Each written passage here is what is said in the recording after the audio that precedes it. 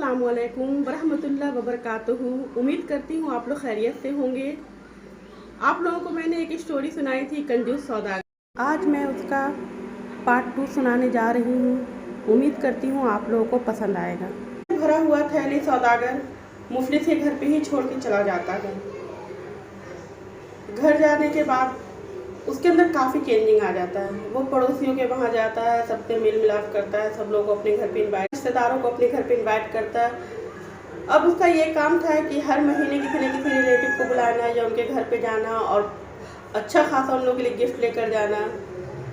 किसी गरीब की शादी हो, पूरी शादी का खर्च उठाना, मदरसे में पैसा देना, मस्जिद में पैसा देना, यानी कोई भी गरीब उसके दरवाजे से खाली हाथ नहीं जाने लगा। उसके अब जो लोग उसे कंजूस, लोग उसकी ज़रा भी इज्जत नहीं करते थे, उसे देखते थे तो मुंह घुमा लेते थे, बच्चे लोग भी उसका मजाक उड़ाते थे। अब तो उसकी इज्जत बहुत ज़्यादा बढ़ गई। हर लोग जो जिसकी भी नज़र पड़ती सलाम करते, खैरियत पूछते। यानी इसी तरह से 1-2 साल गुजर गए। सौदागर भी सोचा कि सही बात है, जब अल्लाह ने मुझे इतना कुछ दे रखा था तो मैं ऐसा क्यों था। लोग मुझसे नफरत करते थे, मेरी तरफ देखते नहीं थे, बच्चे मेरा मजाक उड़ाते थे। आज तो ऐसा हाल है कि बच्चे हो या बूढ़े हैं, सभी मेरी इज्जत करते हैं, हर काम में मुझसे मशवरा लेते हैं। किसी को भी कोई परेशानी होती है, लोग मेरे पास पहले आते हैं। उसे बहुत अच्छा लगने लगा और अल्लाह का शुक्रिया अदा करने लगा, और उस मुफलिस शख्स का भी कि जिसके वजह से इसके अंदर इतना बदलाव आया था। सौदागर अपने घर में बैठा हुआ रहता है। उसी वक्त दरवाजे पे दस्तक होती है तो सौदागर नौकर को आवाज़ देता है, जाओ गेट खोलो। जब नौकर गेट खोलता है तो बोलता है, साहब कोई आपसे मिलना चाहते हैं। तो सौदागर बोलता है, हाँ हाँ बुलाओ अंदर। जैसे ही वो मुफलिस शख्स अंदर जाता है, सौदागर उसे देखकर बड़ा खुश हो जाता है, उसे गले से लगा लेता है, फिर खैरियत वरीयत पूछता है। सौदागर दिल में सोच लेता है कि लगता है असरफी ख़त्म हो गया होगा तो आया लेने के लिए। फिर सोचता है कि हाँ इस बार ये जाने लगेगा तो और भी ज़्यादा डबल इसे पैसे दूंगा, बहुत सारे गिफ्ट, बच्चे के लिए कपड़े, सब कुछ दूंगा, क्योंकि आज जो मैं बदला हूँ सिर्फ इसके वजह से। अगर ये नहीं होता तो मैं ऐसे ही गुनाह में मुब्तला रहता है। और जो लोग आज मेरी इज्जत कर रहे हैं वो भी मेरी इज्जत नहीं करते, लोग हमेशा मुझसे नफ़रत ही करते रहते हैं और मुझे इस बात का अंदाज़ा ही नहीं होता है। और जो सुकून, जो खुशी मुझे नसीब हुई है वो सब इसकी वजह से है। ये सब सोचता ही रहता है कि वो मुफलिस शख्स बोलता है कि मुझे आपसे एक काम है।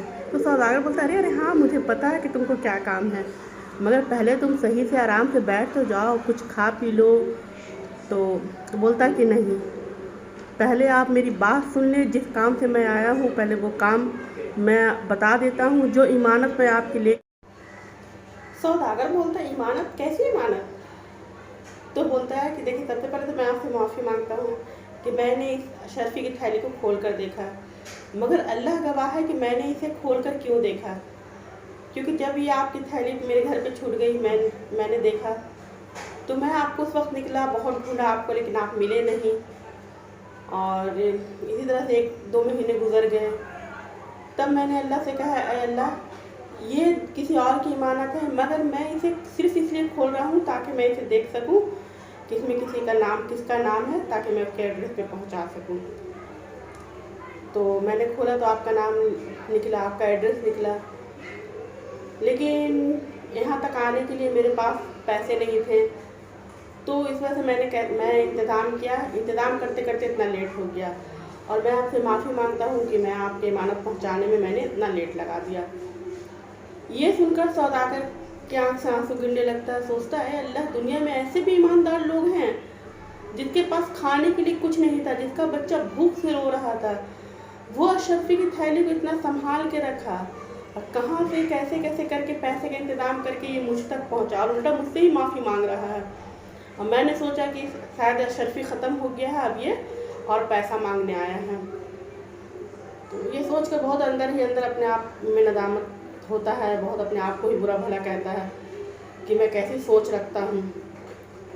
तो मुफलिस शख्स बोलता है, क्या हुआ, आप क्या सोच रहे हैं, आप गिन लीजिए, आपका जितना था उतना ही होगा। तो फिर से उसे गले लगा लेता, बोलता है कि अरे मुझे माफ़ कर दो, मैं तो कुछ और सोच रहा था, मुझे लगा कि अशरफी ख़त्म हो गया, तुम और लेने के लिए आए हो।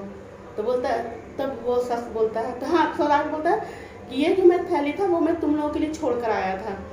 तो वो बोलता है, गरीब इंसान, जनाब मैं इसे कैसे इस्तेमाल में ला सकता था, क्योंकि आपने तो कुछ बोला नहीं था, और किसी की इमानत में ख़यानत करना ही बहुत बड़ा गुनाह है। तो सौदागर बोलता, मैं तो भूल ही गया था कि तुम्हारी सोच कहाँ तक है। जबकि तुम्हारे घर में कुछ नहीं था तो तुमने मेहमान नवाजी के लिए उस बकरी को ज़बह कर दिया जिस बकरी का दूध पी के तुम्हारा बेटा रहता था। तो चलो, अल्लाह ने ऐसे ऐसे दुनिया में बंदे हैं अल्लाह के कि जिसकी वजह से अभी तक ये दुनिया कायम है। अब तुम्हारे वजह सारा फिर उसको सारी अपनी हकीकत बताता है कि मैं पहले क्या था, अब क्या हूँ, पहले लोग मुझसे नफ़रत करते थे, अब इज्जत है, यानी उसको सारी बात बताता है। वही बहुत खुश होता है, फिर उसके लिए खाना वाना सब लगवाता है, जो भी उसको पसंद का रहता है। फिर शाम में वो जाने लगता है।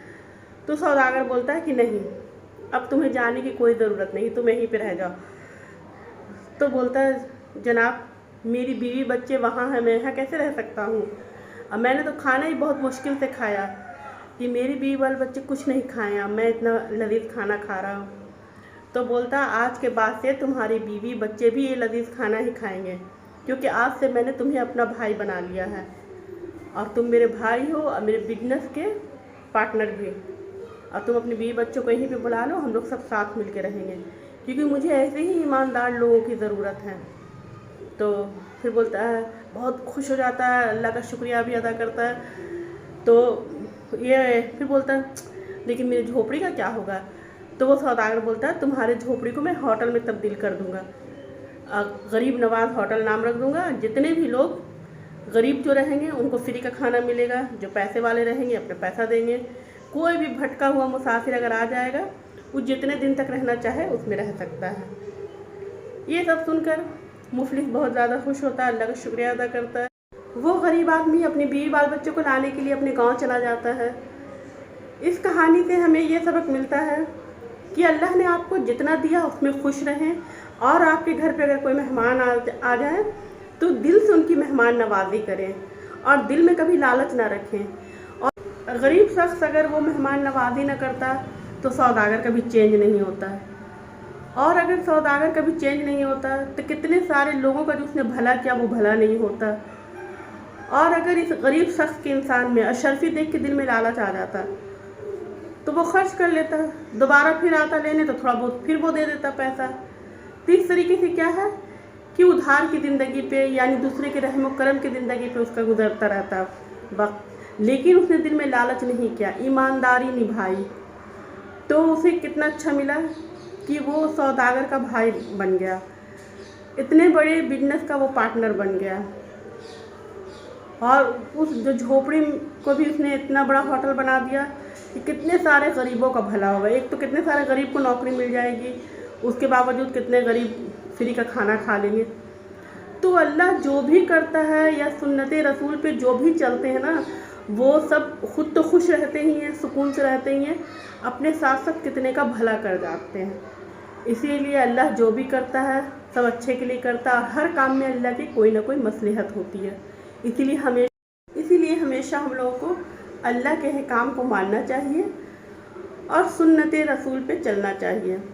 भले ही सुन्नत रसूल पे चलने से थोड़ा तो रास्ता मुश्किल होगा, मगर मंजिल इंशाअल्लाह जन्नत ही होगी। शुक्रिया। गुमराहियों के रास्ते से बचते हुए हिदायत के रास्ते पे चलते हुए ज़िंदगी को एंजॉय कीजिए, खुश रहिए, और सैयद रिजवाना का वीडियो देखते रहिए, लाइक और शेयर करते रहिए।